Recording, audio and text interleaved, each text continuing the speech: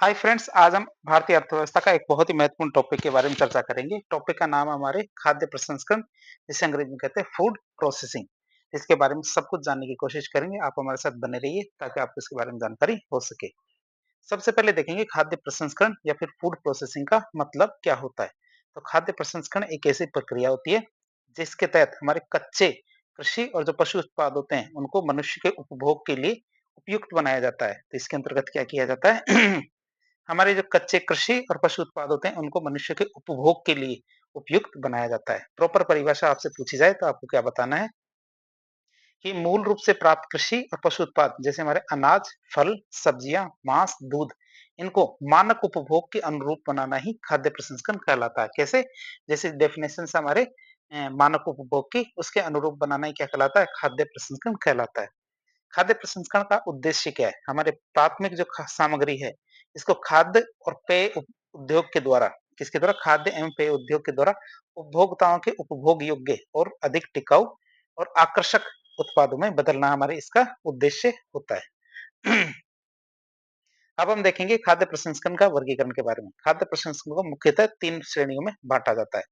पहली श्रेणी आती है हमारी प्राथमिक खाद्य प्रसंस्करण, जिसे प्राइमरी फूड प्रोसेसिंग कहते हैं।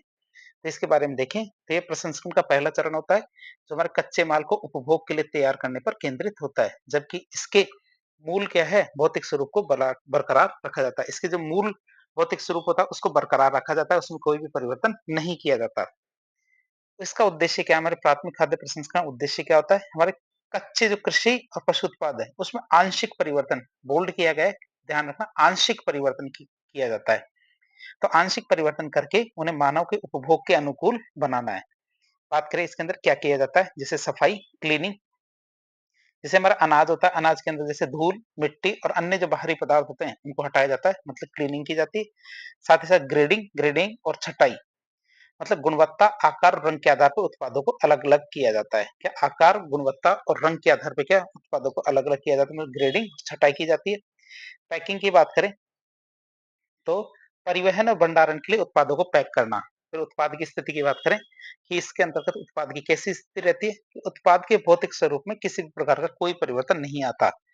खास बात देखें तो मूल्य संवर्धन की बात करें, वैल्यू एडिशन की, तो ये केवल नाम मात्र का होता है। मूल्य संवर्धन थोड़ा सा होता है, जैसे 100 रुपए की चीज प्राथमिक खाद्य प्रसंस्करण के बाद में 100 रुपए की चीज 105 रुपए की होती है, बस थोड़ा सा ही परिवर्तन होता है।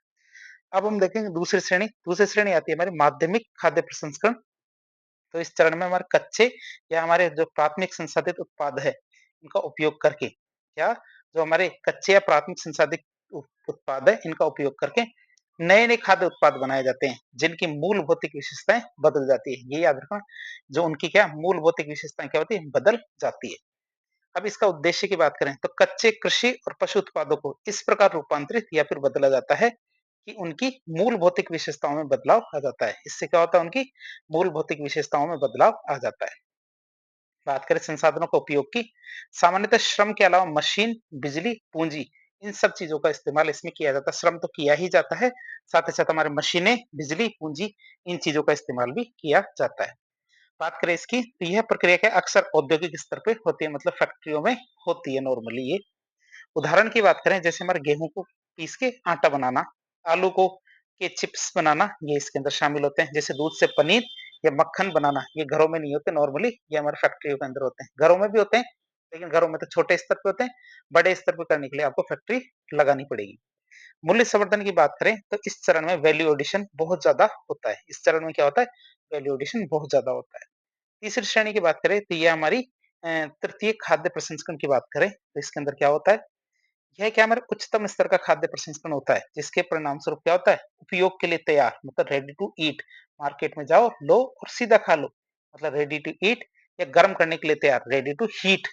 जो उत्पाद होते हैं वो तैयार होते हैं, मतलब उपयोग के लिए तैयार और उपभोग और गर्म, उपयोग के लिए तैयार और गर्म करने के लिए तैयार, मतलब रेडी टू ईट और रेडी टू हीट, ये उत्पाद प्राप्त होते हैं। उद्देश्य की बात करें तो कृषि और पशु उत्पादों को तुरंत खाने की स्थिति में, रेडी टू ईट स्थिति में लाया जाता है। उत्पाद की प्रकृति की बात करें तो ये क्या आमतौर पर उपभोक्ता के लिए अंतिम रूप से संसाधित उत्पाद होते हैं। ये क्या होते हैं? आमतौर पर उपभोक्ता के लिए अंतिम रूप से संसाधित उत्पाद होते हैं। उदाहरण के लिए देखें तो जैसे हमारे शीतल पेय और जूस होते हैं, क्या शीतल पेय और जूस होते हैं, सॉस और जैम या जेली होते हैं, अचार की बात करें पिकल्स होते हैं, दही मतलब कर्ड और अन्य जो डेयरी उत्पाद होते हैं, आइसक्रीम होती है, ये सब हमारे तृतीयक खाद्य प्रसंस्करण के उत्पाद होते हैं। पके हुए जो डिब्बाबंद उत्पाद होते हैं, वो भी इसके अंदर शामिल किए जाते हैं। मूल्य संवर्धन की बात करें इसके अंतर्गत, तो तृतीयक खाद्य प्रसंस्करण में सर्वाधिक वैल्यू एडिशन मतलब हाईएस्ट वैल्यू एडिशन किया जाता है। क्यों? क्योंकि इसमें अत्यधिक श्रम, पैकेजिंग और ब्रांडिंग शामिल होती है। अब हम देखेंगे तीनों श्रेणियां हमने देख ली। भारत के अंदर खाद्य प्रसंस्करण की क्षेत्र की क्या-क्या संभावनाएं हैं और इसका तीव्र विकास के क्या-क्या कारण हैं। बात करें भारत की, तो भारत का खाद्य प्रसंस्करण उद्योग लगभग 150 मिलियन बिलियन डॉलर का है और ये लगभग पिछले 5 वर्षों में लगभग 8.3% की वृद्धि से बढ़ रहा है। इसको देखते हुए लगता है कि भारत में इसकी असीम संभावना है। बात करें भारत के अंदर इसके विकास की संभावना और कारणों के बारे में, तो खाद्य प्रसंस्करण क्या है? खाद्य प्रसंस्करण क्षेत्र के तेजी से बढ़ने और एक बहुत बड़े वैश्विक आपूर्तिकर्ता बनने की क्षमता के कारण इसके बहुत सारे कौन से कारण है बात करें। पहला कारण आता है कृषि उत्पादन में भारत श्रेष्ठ है। मतलब कैसे? भारत के अनेक कृषि उत्पाद जैसे हमारा दूध है, आम, पपीता, केला, इनके उत्पादन में तो दुनिया के अंदर पहले स्थान पे, अन्य जैसे हमारे चावल, गेहूं, गन्ना, इनके मामले में दूसरे स्थान पे और कच्चे माल, इस तरह के बहुत सारी ऐसी चीजें हैं जिनके मामले में भारत पहले या दूसरे स्थान पे है। तो इस तरह से क्या होता है, कच्चे माल की आपूर्ति हमारे यहाँ पे आसानी से हो जाती है। दूसरे की बात करें तो कृषि जलवायु विविधता, भारत में कृषि जलवायु दशाओं की विविधताएं, जिससे क्या होता है विभिन्न प्रकार का कच्चा माल आसानी से उपलब्ध हो जाता है और उद्योगों के विकास के लिए क्या होता है उत्तम आधार मिलता है। फिर बढ़ती आय और उपभोग पैटर्न की बात करें, तो कुल व्यय का बहुत बड़ा भाग खाद्य पदार्थों पे खर्च होता है। क्या कुल व्यय का बहुत बड़ा भाग क्या होता है? खाद्य पदार्थों पे खर्च होता है। बढ़ती हुई प्रति व्यक्ति आय, क्यों? क्योंकि भारत के लोगों तो लोगों की आय क्या है दिनों दिन क्या है बढ़ती जा रही है। अब चौथे की बात करें तो हमारे सामाजिक आर्थिक कारक क्या है, तो उसकी बात करें तो तीव्र शहरीकरण और बढ़ती साक्षरता की वजह से भारत के अंदर क्या है उपभोक्ताओं की उम्मीदें भी बढ़ रही है, इसीलिए नए नए उत्पाद की जरूरत पड़ती जाती है। बदलती हुई जीवन शैली, लाइफस्टाइल और कार्य संबंधी जो व्यस्तता है, जिनकी वजह से प्रसंस्कृत और रेडी टू ईट भोजन की मांग बढ़ती जा रही है। श्रम शक्ति में भी महिला श्रमिकों की हिस्सेदारी बढ़ती जा रही है। क्या? श्रम शक्ति में महिला श्रमिकों की हिस्सेदारी बढ़ना। फिर मार्केटिंग और टेक्नोलॉजी की बात करें, तो हमारी आक्रामक मार्केटिंग, जो हमारा एग्रेसिव मार्केटिंग है, ये रणनीतियां भी बढ़ रही है। कौन सी आक्रामक मार्केटिंग? मतलब तुरंत लीजिए 2 मिनट में मैगी तैयार। तो इस तरह से बहुत सारी जो आक्रामक मार्केटिंग की रणनीतियां बढ़ रही है। भारत में दूरदर्शन की संस्कृति और सूचना प्रौद्योगिकी मतलब आईटी का तेजी से विकास हुआ है। मतलब 4G और 5G भी अनलिमिटेड फ्री होता जा रहा है। बात करें हमारे सरकारी और वैश्विक समर्थन की, इसके लिए क्या सरकारी और वैश्विक समर्थन भी मिल रहा है। बात करें विदेशी निवेश की, तो विदेशी निवेश की 100% की अनुमति मिली है इससे, जिससे क्या अधोसंरचना, विपणन और वितरण श्रृंखला क्या है विकसित हुई है। सस्ता श्रम और सस्ते क्या है कच्चे उत्पाद की उपलब्धता भारत में काफी ज्यादा है। अब ये तो हमने वो कारण देखे जिनकी वजह से भारत में इनकी संभावना काफी ज्यादा है। अब हम देखेंगे खाद्य प्रसंस्करण उद्योग के लाभ मतलब advantage of food processing industries. बात करें इसकी, तो यह क्षेत्र न केवल क्या उद्योगों को बल्कि पूरे देश को कई तरह के लाभ पहुंचाता है। जैसे पहला लाभ आता है हमारे कृषि और विनिर्माण के बीच में सेतु या लिंकेज की तरह काम करता है। ये कृषि और विनिर्माण क्षेत्र के मध्य सेतु बन के काम करता है, जो क्या स्वास्थ्यकारी और वहनीय भोजन की आपूर्ति सुनिश्चित करता है।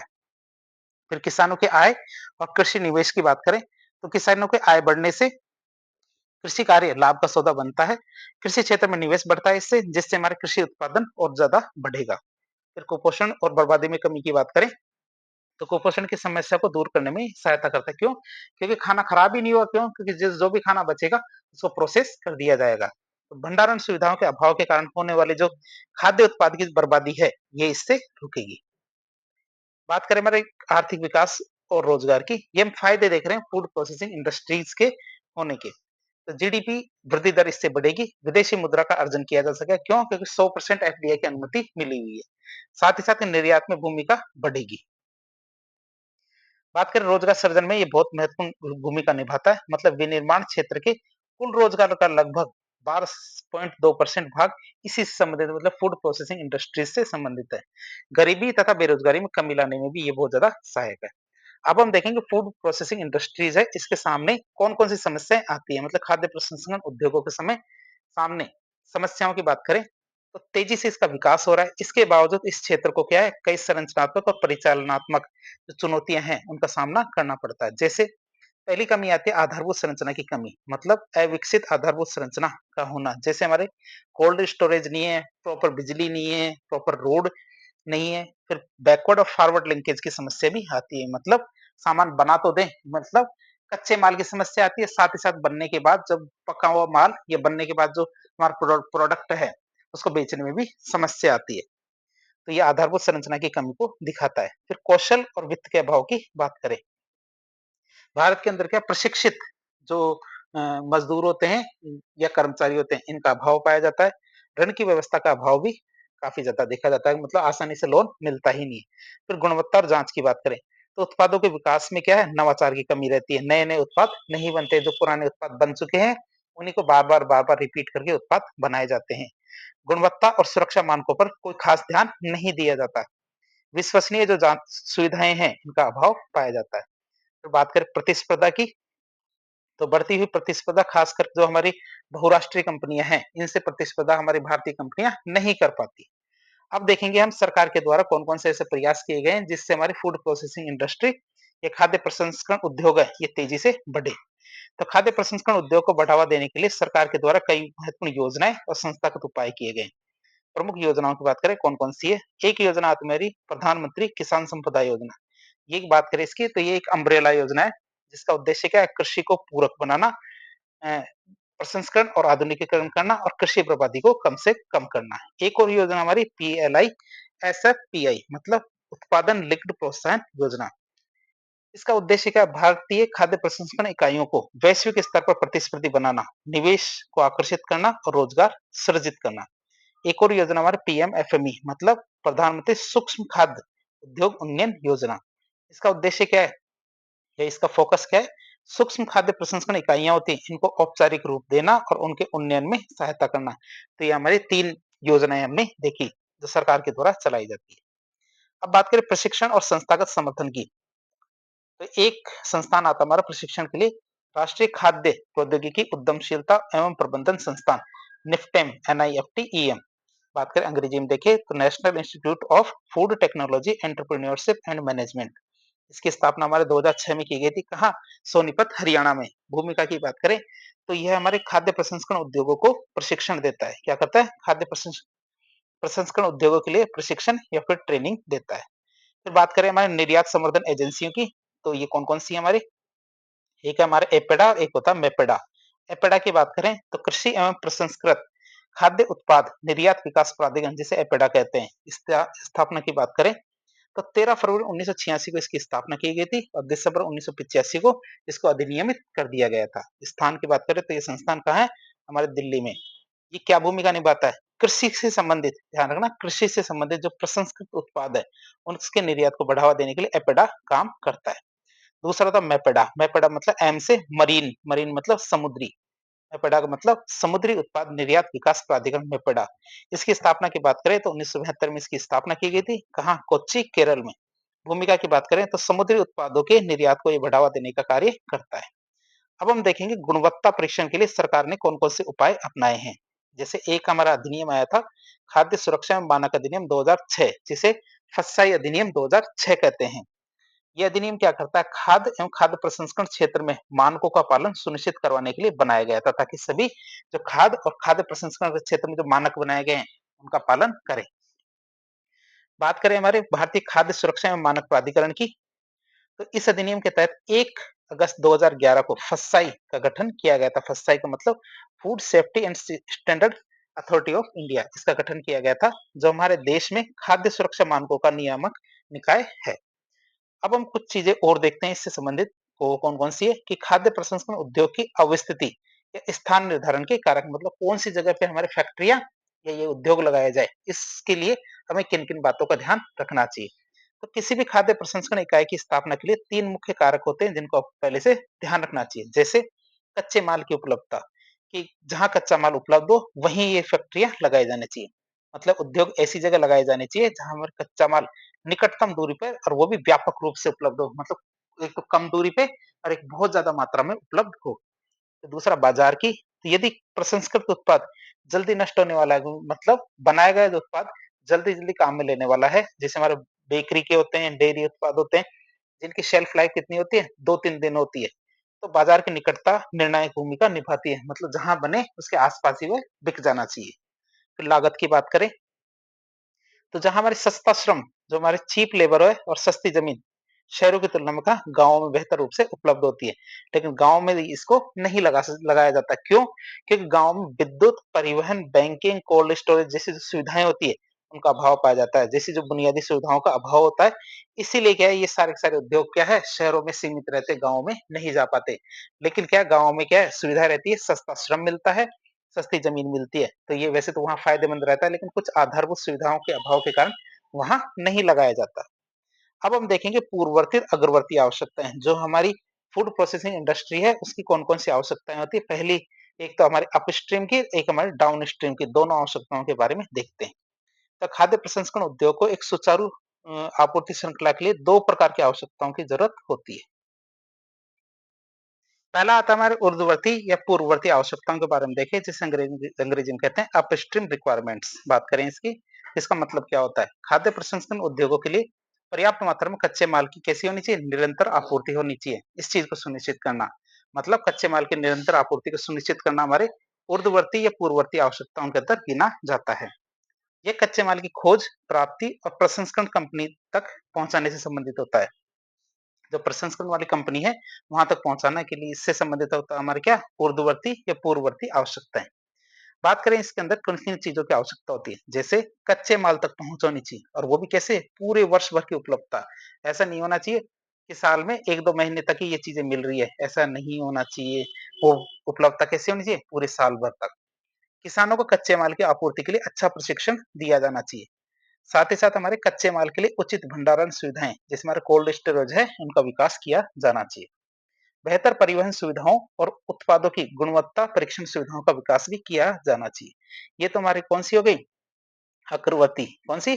ऊर्ध्ववर्ती या पूर्ववर्ती आवश्यकताएँ। अब हम देखेंगे दूसरा हमारे अधोमुखी या फिर अग्रवर्ती जो आवश्यकताएँ हैं, उनके बारे में देखिए। डाउनस्ट्रीम रिक्वायरमेंट्स, मतलब उत्पाद बन गया है, बनने के बाद अब किन-किन चीज़ों की ज़रूरत पड़ेगी? मतलब प्रसंस्कृत उत्पाद को तैयार करना और अंतिम उपभोक्ता तक पहुँचाना, मतलब तैयार माल को बेचना इसके अंदर शामिल होता है।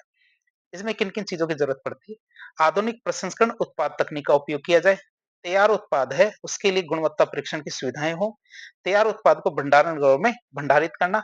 खाद्य पदार्थों की उचित डिब्बाबंदी, मतलब पैकेजिंग को इसके अंदर शामिल किया जाता है। परिवहन सुविधाओं के माध्यम से वितरण एजेंसियाँ, जैसे हमारे थोक विक्रेता होते हैं, खुदरा विक्रेता और अंत में उपभोक्ताओं तक पहुँचाना इसमें शामिल होता है। तो दोनों हमने देख लिया, अपस्ट्रीम और डाउनस्ट्रीम। अब हम देखेंगे एससीएम, मतलब सप्लाई चेन मैनेजमेंट या आपूर्ति श्रृंखला प्रबंधन। तो आपूर्ति श्रृंखला उन लोगों का नेटवर्क होता है जो हमारे खाद्य पदार्थों के सामूहिक रूप से संग्रहण, भंडारण, प्रसंस्करण, वितरण और विपणन इनके लिए जिम्मेदार होते हैं। कौन कौन सी चीजों के लिए? संग्रहण, भंडारण, प्रसंस्करण, वितरण और विपणन इनके लिए जिम्मेदार होते हैं। ऐसे लोगों का नेटवर्क हमारे आपूर्ति श्रृंखला प्रबंधन कहलाता है। अब हम देखेंगे जो आपूर्ति श्रृंखला प्रबंधन है, इसका क्या महत्व है उसकी बात करें।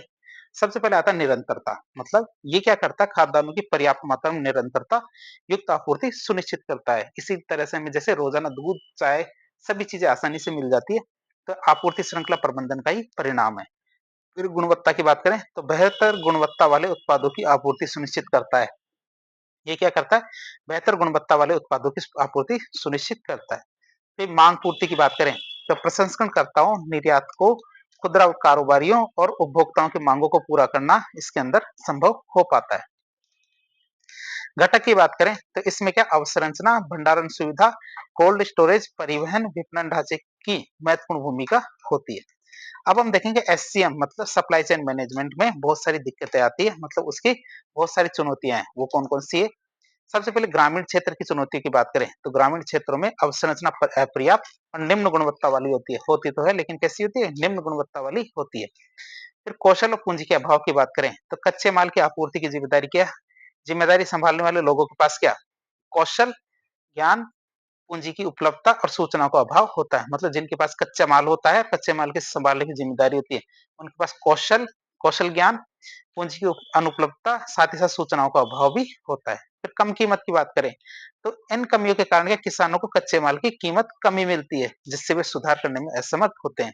तो ये हमारे एससीएम मतलब सप्लाई चेन मैनेजमेंट में बहुत सारी कमियाँ हैं।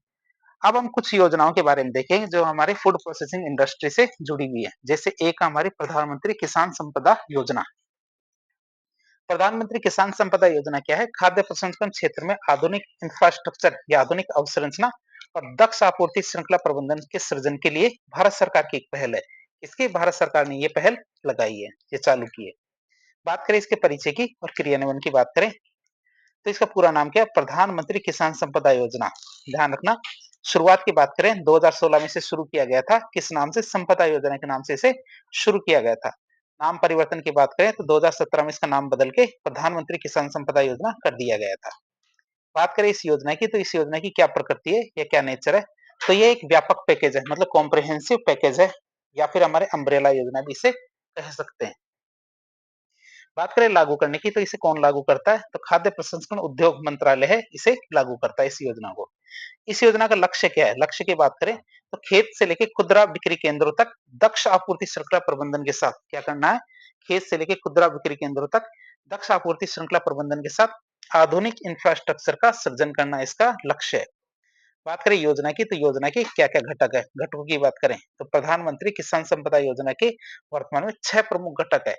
पहला घटक है मेगा फूड पार्क। कौन क्या? मेगा फूड पार्कों की स्थापना करना। खाद्य प्रसंस्करण के लिए आधुनिक सुविधाओं और आपूर्ति श्रृंखला का एक एकीकृत नेटवर्क स्थापित किया गया है इसके अंतर्गत। और भारत राजस्थान के अंदर जय वो अजमेर के अंदर रूपनगढ़ के अंदर हमारे केंद्र सरकार ने मेगा फूड पार्क बनाया है। बीकानेर में भी एक प्रस्तावित है।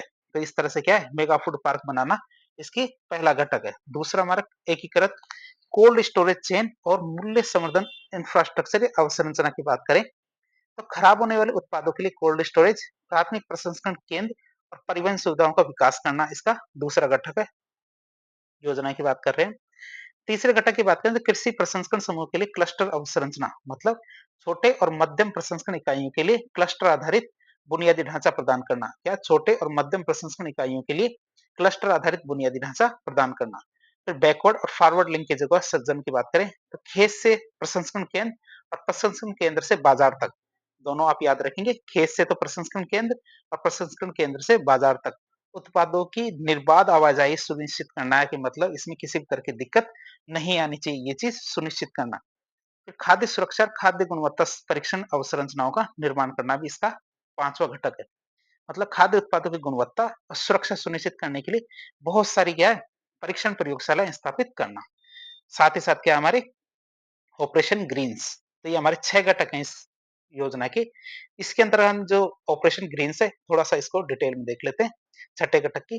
तो यह जो हमारे प्रधानमंत्री किसान संपदा योजना का के तहत एक उप योजना है, जो क्या करती है? किसानों को उनकी उपज का बेहतर मूल्य दिलाने पे केंद्रित है। बात करें योजना की कब शुरू हुई? तो ये हमारे 2018 में शुरू हुई थी। इस योजना का मुख्य उद्देश्य क्या था? जो खराब होने वाली फसल फल और सब्जियाँ हैं, इनका मूल्य स्थिरीकरण करना। जो खराब होने वाले, तेज़ी से खराब होती है ऐसी फल-सब्जियाँ, इनका मूल्य स्थिरीकरण करना। आधारभूत ढांचे की बात करें, तो इसके तहत भंडारण और परिवहन संबंधी आधारभूत ढांचे का विकास किया जाता है। तो इसके तहत क्या किया जाता है? भंडारण और परिवहन संबंधी हमारे आधारभूत ढांचे का विकास किया जाता है। सब्सिडी की बात करें, तो सरकार लागत की 50% सब्सिडी प्रदान करती है। क्या होता है? सरकार क्या करती है? लागत की 50% सब्सिडी प्रदान करती है। दायरे की बात करें शुरुआत में, तो यह योजना केवल 3 फसल मतलब टीओपी मतलब टमाटर, प्याज और आलू, इनके लिए शुरू की गई थी। 3 फसलें कौन-कौन सी है? हमारे टीओपी मतलब टमाटर, प्याज और आलू, इनके लिए शुरू की गई थी।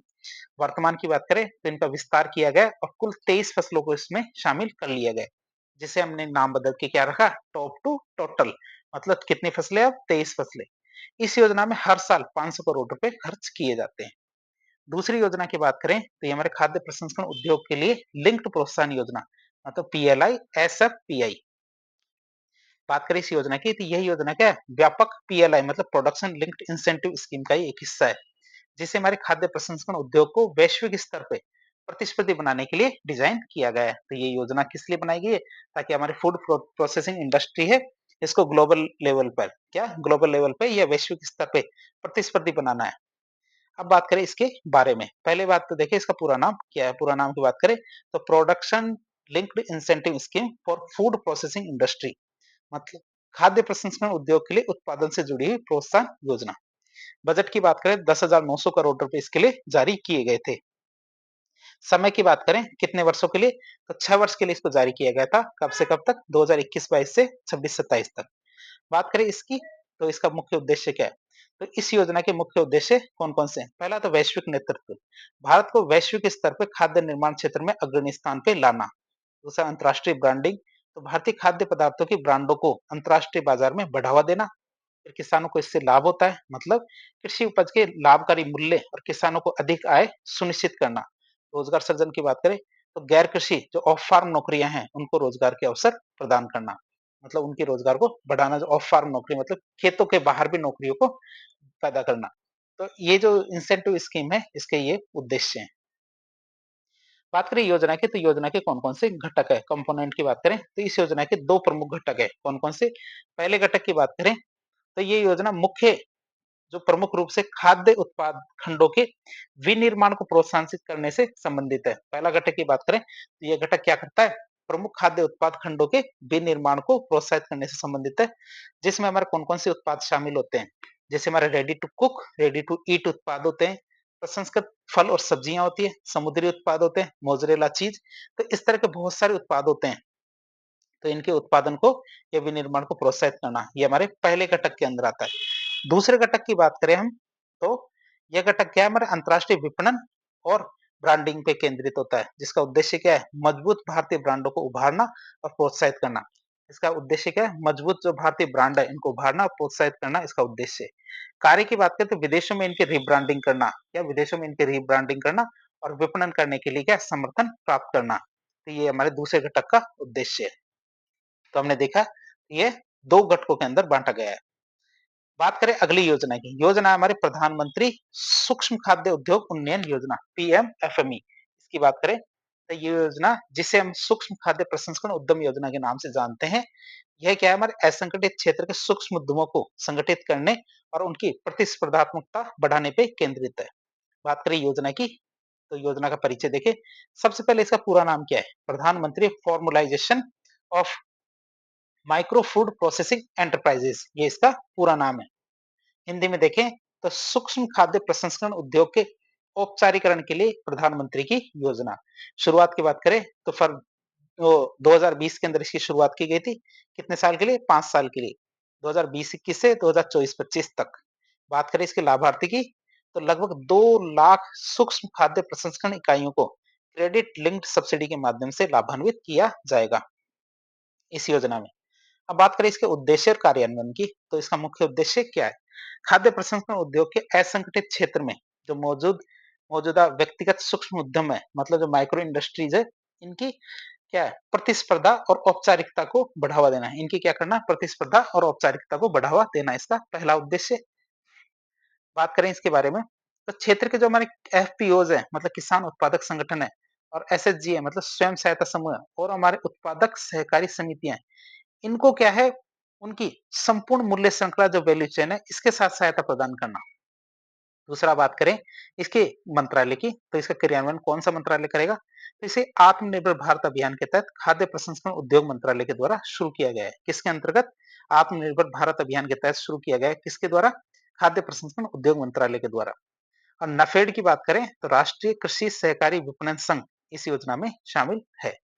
कौन, राष्ट्रीय कृषि विपणन कृषि सहकारी विपणन संख्या इस योजना में शामिल है। फिर बजट और हिस्से की बात करें, तो कुल बजटीय प्रावधान की बात करें, 10,000 करोड़ रुपए से बजटीय प्रावधान किया गया है। 2020-21 से 2024-25 के बीच में इसको खर्च किया जाएगा। खर्च कैसे करेंगे, तो बात करें तो इसमें केंद्र और राज्य सरकारों ने आपस में इसको बांट रखा है, मतलब 60% तो केंद्र सरकार, 40% राज्य सरकार के द्वारा खर्च करना पड़ेगा।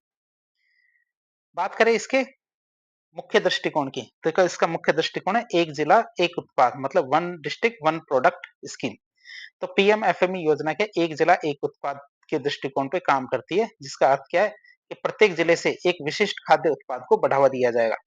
जिसका उद्देश्य क्या है, विशिष्ट उत्पादों के लिए आपूर्ति श्रृंखला समर्थन और बुनियादी ढांचा प्रदान करके क्लस्टर दृष्टिकोण को अपनाना। क्या करना है, क्लस्टर दृष्टिकोण को अपनाना। फिर बात करें इसके तहत शुरुआत में कौन-कौन से ब्रांड शुरू किए गए थे? किसमें? वन डिस्ट्रिक्ट वन प्रोडक्ट दृष्टिकोण के तहत 6 ब्रांड शुरुआत में शुरू किए गए थे। जैसे हमारा अमृत फल, कोरीगोल्ड, कश्मीरी मंत्र, मधु मंत्र, सोमदाना। तो इस तरह शुरू में 6 ब्रांड शुरू किए गए थे और इसे बढ़ा के सभी डिस्ट्रिक्ट के लिए एक-एक फल या एक-एक उत्पाद के लिए चुना गया है। बात करें दिल्ली बैग की होल व्हीट कुकीज़, क्या ये हमारे 6 उत्पाद थे जो शुरू में शुरू किए गए थे। अब बात करते हैं हमारे एक प्राधिकरण की, प्राधिकरण का नाम फसाई। फसाई मतलब भारतीय खाद्य सुरक्षा और मानक प्राधिकरण। ये क्या करता है? जो खाद्य प्रसंस्करण उद्योग के तहत जो उत्पाद बनते हैं या अन्य उत्पाद है उनके मानक तैयार करता है। तो फसाई क्या है? एक वैधानिक निकाय है जो हमारे मानव उपभोग के लिए सुरक्षित और संपूर्ण आहार की उपलब्धता सुनिश्चित करने के लिए जिम्मेदार है। मतलब खाने पीने की चीजें सही है या नहीं, ये कौन बताता है हमें? फसाई। बात करिए इसकी संरचना की और परिचय की। पूरा नाम क्या है? Food safety and standard authority of India. स्थापना कैसे की गई? हमारे खाद्य सुरक्षा और मानक अधिनियम 2006 का है। मतलब food safety and standard act 2006, जिसके तहत इसको बनाया गया है। बात करें कब बनाया गया, तो 1 अगस्त 2011 को इसको बनाया गया था। मुख्यालय की बात करें तो इसका मुख्यालय नई दिल्ली में है। बात करें इसकी कि इसको कौन सा मंत्रालय चलाता है, तो भारत सरकार का स्वास्थ्य एवं परिवार कल्याण मंत्रालय इसे चलाता है। मतलब ministry of health and family welfare जो मंत्रालय है इसे चलाता है। बात करें इसके मुख्य उद्देश्य और इनके कार्यों की, तो फसाई का मुख्य कार्य खाद्य प्रसंस्करण क्षेत्र में जो मानक है उनका पालन सुनिश्चित करना है कि फैक्ट्रियां और कंपनियां इनके मानकों को ठीक तरह से पालन कर रही है या नहीं कर रही। मानकों के निर्धारण की बात करें तो खाद्य सामग्री के लिए वैज्ञानिक मानकों का निर्धारण करना इसका पहला कार्य है। फिर नियामक कार्य की बात करें तो खाद्य पदार्थों की विनिर्माण मतलब मैन्युफैक्चरिंग, भंडारण, वितरण, बिक्री और आयात इनको नियंत्रित करना। तीसरा सुरक्षा मानक सुनिश्चित करने की बात करें तो मानव उपभोग के लिए सुरक्षित और संपूर्ण आहार की क्या मानव उपभोग के लिए सुरक्षित और संपूर्ण आहार की उपलब्धता सुनिश्चित करना इसका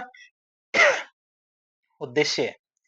बात करें जांच और प्रतिबंध की, जांच और प्रतिबंध की बात करें तो गुणवत्ता, मिलावट और मानकों की कमी की शिकायत मिले, यदि किसी प्रोडक्ट के मामले में, किसी भी उत्पाद के मामले गुणवत्ता, मिलावट और मानकों की कमी की शिकायत मिलती है, तो ऐसा होने पर खाद्य पदार्थों के सैंपल लेगा, उसकी जांच करेगा और जांच के आधार पे उत्पादों को बाजारों में बेचने या प्रतिबंध का आदेश जारी करेगा। कुछ समय पहले हमारे मैगी के साथ भी ऐसा हुआ था, जिसमें ये शिकायत मिली थी कि उसमें कांच मिला हुआ है। बात करें केंद्रीय प्रयोगशालाओं की, तो खाद्य पदार्थों के सैंपल की जांच करने के लिए भारत में 4 अलग-अलग जगह पे केंद्रीय प्रयोगशालाएं स्थापित की गई, जैसे हमारे पश्चिम बंगाल में कोलकाता में, कर्नाटक में मैसूर, उत्तर प्रदेश में गाजियाबाद और महाराष्ट्र में पुणे। तो 4 लेबोरेटरीज या केंद्रीय प्रयोगशालाएं बनाई गई है। अब बात करें जो फसाई के द्वारा बहुत सारे प्रमाणन चिन्ह और पहले शुरू की गए उनके बारे में देखें। तो एक आंदोलन चलाया था इन्होंने, ईट राइट आंदोलन। मतलब ईट राइट इंडिया मतलब भारत के लोगों ढंग से खाओ, ढंग मतलब अच्छी चीजें खाओ। कैसे पता चलेगा? तो ये फसाई का एक राष्ट्रव्यापी आंदोलन है जिसका उद्देश्य क्या है? नागरिकों को सुरक्षित, स्वस्थ और टिकाऊ आहार खाने के लिए प्रेरित करना। बात करें इसकी तो यह आंदोलन क्या मुख्य रूप से 3 विषयों पर केंद्रित है। एक तो सुरक्षित भोजन होना चाहिए मतलब ईट सेफ, स्वस्थ भोजन होना चाहिए ईट हेल्दी और टिकाऊ भोजन होना चाहिए मतलब ईट सस्टेनेबली। मतलब सुरक्षित भोजन, स्वस्थ भोजन और टिकाऊ भोजन। अब इसके लिए उन्होंने क्या ईट राइट का लोगो बनाया है। ईट राइट लोगो की बात करें तो इस लोगो में एक हरे रंग की टिक मार्क के साथ एक स्वस्थ थाली की डिजाइन होती है, जो हमारे जागरूकता फैलाने और उपभोक्ताओं को स्वस्थ विकल्पों की ओर मार्गदर्शन करने के लिए एक विजुअल का चिन्ह है। जैसे हमारे ऐसे है कि जैसे एक ऐसे थाली बनी हुई है और उसमें क्या है कि बीच में एक ग्रीन कलर का डॉट आता है। ग्रीन कलर का डॉट का मतलब ये है यदि आप कोई भी उत्पाद देखेंगे तो उत्पाद में पीछे की तरफ एक बॉक्स या फिर गोला बना हुआ होगा, उसमें ग्रीन कलर का डॉट है। इसका मतलब ईट राइट लोगो है। मतलब फर्स्ट ने इसको सर्टिफाई कर रखा है। फिर आता है ईट राइट कैंपस। कैंपस की बात करें तो ये पहला हमारे स्कूलों, कॉलेजों और कार्यस्थलों पर या अस्पतालों और अन्य संस्थानों के परिसरों में सुरक्षित, पौष्टिक और स्वास्थ्यवर्धक भोजन की उपलब्धता को बढ़ावा देता है। परिसर को क्या है विभिन्न मानदंड जैसे में स्वच्छता, पोषण संबंधी दिशा निर्देशों का पालन करने पर ऑडिट के बाद ईट राइट कैंपस का प्रमाण दिया जाता है कि मतलब ये ऐसी जगह है जहाँ पे आप अच्छा भोजन पाएंगे। क्यों? क्योंकि कुछ जो मानक है उनको पालन करते हैं। बात करें hygiene rating scheme. Hygiene rating scheme की बात करें तो ये योजना उपभोक्ताओं को भोजन प्रतिष्ठानों जैसे हमारे restaurant, canteen, bakery, meat shops इनमें स्वच्छता मानकों के बारे में सूचित करती है। इसके तहत क्या 1 से 5 तक की स्टार रेटिंग दी जाती है, जो ये दिखाती है कि जो प्रतिष्ठान है, ये फस्साई के द्वारा निर्धारित स्वच्छता और खाद्य सुरक्षा आवश्यकताओं को कितनी अच्छी तरह से पालन करता है। जहाँ तो रेटिंग की बात करें, तो एक तीसरे पक्ष की ऑडिट एजेंसी के द्वारा ये रेटिंग दी जाती है। फिर जैव फोर्टिफाइड खाद्य पदार्थों को प्रमाणन की बात करें, तो फस्साई क्या करती है, उन खाद्य उत्पादों को प्रोत्साहित करती है जिनमें विटामिन और खनिज, जैसे कि हमारे iron, iodine, vitamin A, vitamin D, तो विटामिन और जो खनिज है इनकी मात्रा को कृत्रिम रूप से बढ़ाया गया हो, उन्हें फोर्टिफाइड खाद्य पदार्थ कहते हैं। कई बार परीक्षा में पूछ लिया जाता है कि फोर्टिफाइड खाद्य पदार्थ किसे कहते हैं, कि नॉर्मली तो उनमें ये चीजें नहीं थी, लेकिन क्या उसमें ये अलग से डाला गया है, जैसे हमारे विटामिन ए हमारे गोल्डन राइस के अंदर डाला गया था। प्रमाणन की बात करें, तो फोर्टिफाइड उत्पादों पर प्लस एफ लोगो वाला एक विशेष चिन्ह होता है, जो ये दिखाता है कि उत्पाद सूक्ष्म पोषक तत्वों से भरपूर है और फस्साई इसको पूरा करता है। और फस्साई की जो मानक है वो ये उत्पाद है उनको पूरा करता है, ये लोगो है प्लस एफ। फिर बात करें हमारे ऑर्गेनिक फूड इंडिया लोगो, मतलब फस्साई के द्वारा, फस्साई क्या करता है, भारत में बेचे नहीं जाने वाले ऑर्गेनिक मतलब जैविक खाद्य पदार्थों को भी विनियमित मतलब रेगुलेट करता है। प्रमाणन चिन्ह की बात करें, तो ऑर्गेनिक उत्पादों पर फस्साई का ऑर्गेनिक फूड इंडिया लोगो होना बहुत ज्यादा जरूरी है, जो ये सुनिश्चित करता है कि उत्पाद क्या है, हमारे एनपीओपी मतलब राष्ट्रीय जैविक उत्पादन कार्यक्रम या फिर हमारे पार्टिसिपेटरी गारंटी सिस्टम, इसके तहत प्रमाणित है। फिर बात करें हमारे भारतीय गुणवत्ता प्रमाणन चिन्ह की बात करें, तो यद्यपि यह कोई स्वैच्छिक प्रमाणन चिन्ह नहीं है, मतलब कोई ऐसा नहीं कि उत्पाद अपने आप ही अपने उत्पाद पे ऐसा कोई चिन्ह बनाएगा। ये फस्साई के द्वारा अनिवार्य रूप से जारी किया जाने वाला महत्वपूर्ण पहचान होती है। प्रत्येक खाद्य व्यवसाय संचालक को एक 14 अंकों का लाइसेंस या पंजीकरण संख्या प्राप्त करना बहुत ज्यादा जरूरी है। ये संख्या क्या करती है, ये उत्पाद के पैक पर मुद्रित होती है। इसका उपयोग क्या है, खाद्य व्यवसाय के कानूनी दर्जे, उनकी जवाबदेही को ट्रैक करने के लिए किया जाता है, कि जैसे कोई भी पता करना चाहे कि इसके बारे में कौन कौन सी जानकारी मार्केट में उपलब्ध है, तो इसके लिए एक 14 अंकों का क्या है, एक पंजीकरण संख्या है, वो छापनी जरूरी है हर उत्पाद पे। ये प्रमाणन चिन्ह और पहले क्या है जो हमने अभी 6 के 6 देखी है, सामूहिक रूप से फस्साई को भारत में खाद्य सुरक्षा के लिए एक मजबूत नियामक ढांचा प्रदान करने में मदद करती है। अब हम देखेंगे राजस्थान सरकार की कुछ योजनाएं और कुछ नीतियां जो हमारे फूड प्रोसेसिंग इंडस्ट्री के लिए काम करती हैं।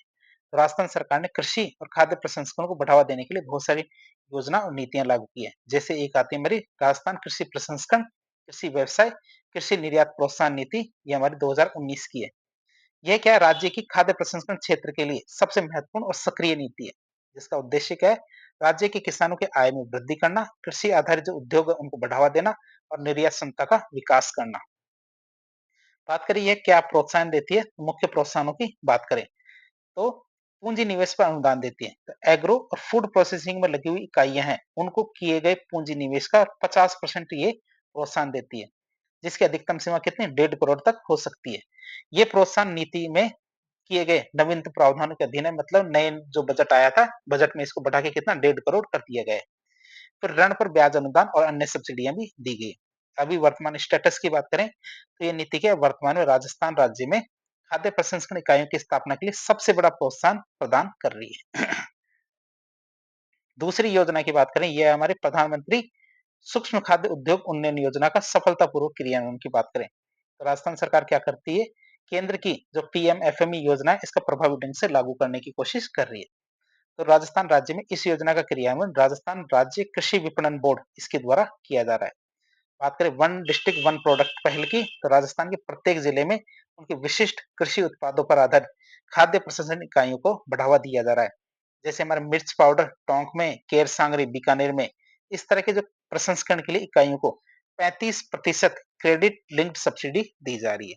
तो इस तरह हमने आज एक लेक्चर के जरिए फूड प्रोसेसिंग मतलब खाद्य प्रसंस्करण के बारे में काफी कुछ जानने की कोशिश की। तो इस प्रकार के इन्फॉर्मेटिव वीडियो देखने के लिए हमारे चैनल से जुड़े, वीडियो यदि पसंद आता तो वीडियो को लाइक करें, चैनल को सब्सक्राइब करें, अपने दोस्तों के साथ शेयर करें। धन्यवाद।